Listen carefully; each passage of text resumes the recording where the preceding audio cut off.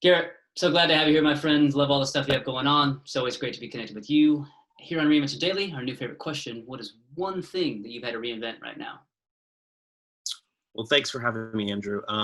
I think in my business, commercial real estate nationwide has stayed pretty much very consistent these last 6 months. A lot of people had the anticipation that a lot of things were going to change, but something that has really kind of come and risen to the top is going to be focusing on specific assets and financing specific type of real estate.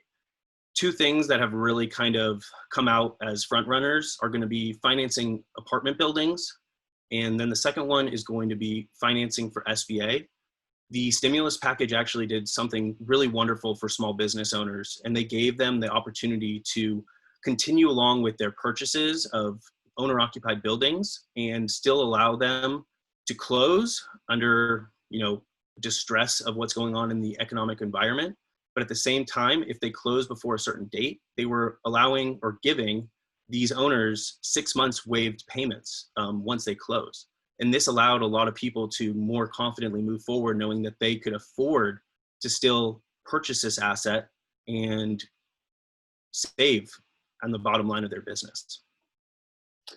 I love that you share that, man, because it's important stuff. Commercial real estate. There's probably a lot of things that have had to change over these last several months, and it's good that you found that. It's good that you found that is the move to make, and that's where we have to reshift, reinvent the way we think about that. So I applaud you for honing in on that and what you're doing, and it leads us to our next question. What is the new conversation, Garrett, that you want to start as we move forward?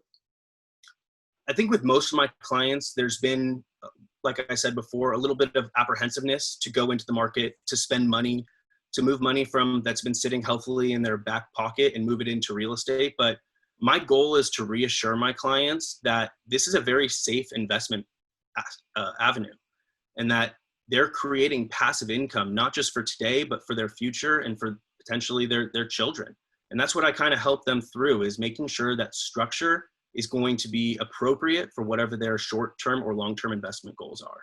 And so again, I just want to reassure people that prices aren't dipping, rents aren't stopping to come in, especially on multifamily. There are a couple assets, for example, some retail assets, some office buildings where tenants aren't paying rent, and that has caused a little bit of a disruption.